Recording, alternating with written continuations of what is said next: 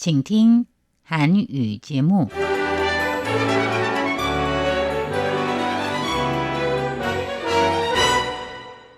안녕하십니까? 중화민국 국제방송 타이완의 소리 RTI 한국어 방송입니다. 금요일 방송은 간추린 뉴스 랜선 미식회 멜로디 가든의 손으로 이어집니다.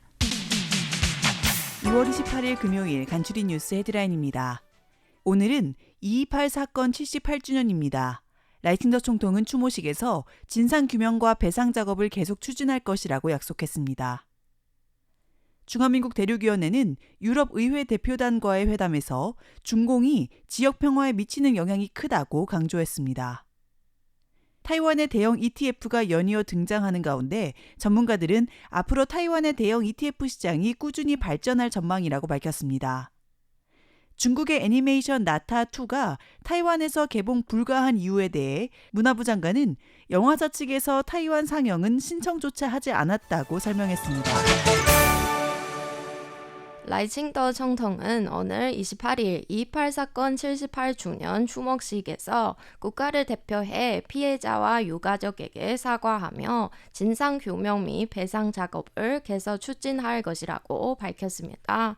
라이 총통은 1947년 발생한 228 사건은 덕제 정권이 타이완 통치권을 확보하기 위해 저지른 국가 폭력으로 단순히 민족 갈등 탓으로 돌리는 것은 부적절하고 무책임한 행위이며 추모식은 사회적 대립을 심화시키기 위해서가 아니라고 설명했습니다.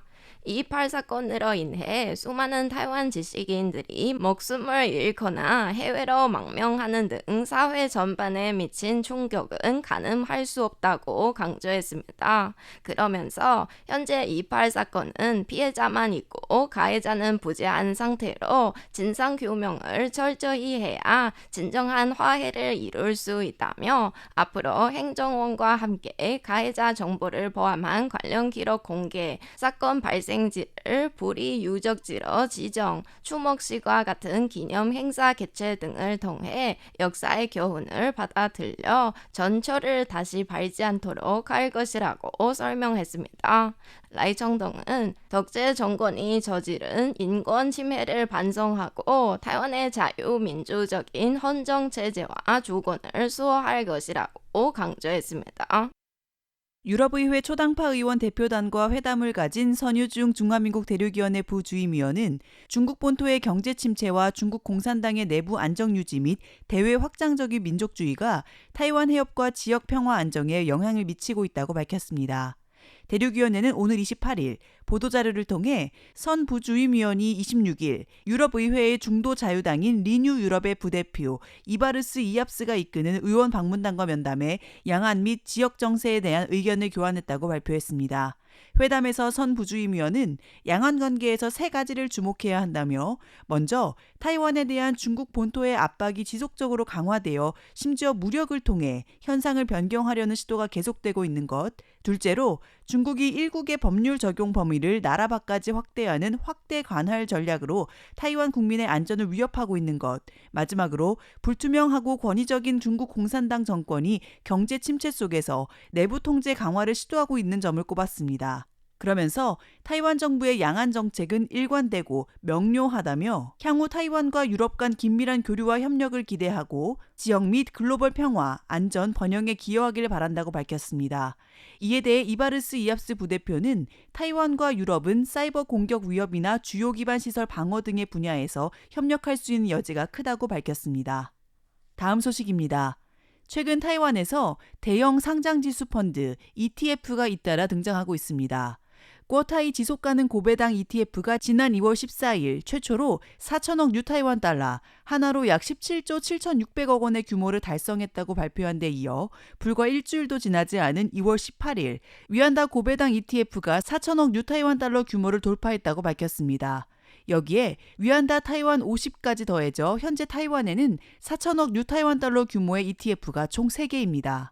이에 대해 류종성 위안다 투자신탁 회장은 타이완 ETF 시장이 성장하면서 대형 ETF가 많아지는 것은 자연스러운 형상이라며 미국의 대표적인 ETF인 VOO나 SPY처럼 6천억 달러에 달하는 ETF를 고려할 때 타이완 시장은 아직 성장 가능성이 크다고 분석했습니다. 그러면서 류 회장은 타이완 ETF 시장의 독특한 구조를 지적했습니다. 국제시장을 관찰해 볼 때 대형 ETF는 대부분 S&P 500 지수를 따라가는 시가총액형인데 반해 타이완에서는 지난해 고배당 ETF가 시장을 주도하며 타이완 ETF 전체 규모에서 고배당은 66%, 시가총액형은 34%를 차지한 것입니다. 류 회장은 국제시장의 발전 경로를 고려해 볼 때 앞으로 타이완 시장에서도 시가총액형과 고배당 ETF 간의 균형이 점차 맞춰질 것이라고 전망했습니다. 중국 애니메이션 영화 나타2가 전 세계에서 흥행에 성공한 가운데 타이완 정부의 제한 때문에 타이완에서 개봉할 수 없다는 영화 프로듀서의 발언에 대해 리유엔 중화민국 문화부 장관은 오늘 28일 해당 영화는 영화사에서 상영 신청조차 하지 않았다고 일축했습니다. 타이완 법규에 따르면 매년 타이완에서 상영되는 중국 영화는 10편에 한하며 개봉을 위해서는 사전 신청이 필요하고 추첨을 통해 상영 자격을 얻을 수 있습니다. 칸 영화제, 베네치아 영화제 등 국제 영화상을 수상한 경우 추가 신청을 거쳐 상영될 수 있습니다. 리 장관은 나타2가 타이완 개봉 계획이 있다면 규정에 따라 신청할 수 있다고 설명했습니다. 문화부도 보도자료를 통해 양안 영화 수입 정책이 평등하지 않다며 타이완 영화가 중국에서 개봉되려면 검열 등의 제한을 받기 때문에 타이완 영화 시장을 보호하기 위해 영화계 인사들과 논의 끝에 추첨을 통해 중국 영화 상영을 결정하기로 했다고 밝혔습니다. 이상으로 간추린 뉴스 진행의 서승임, 안우산이었습니다.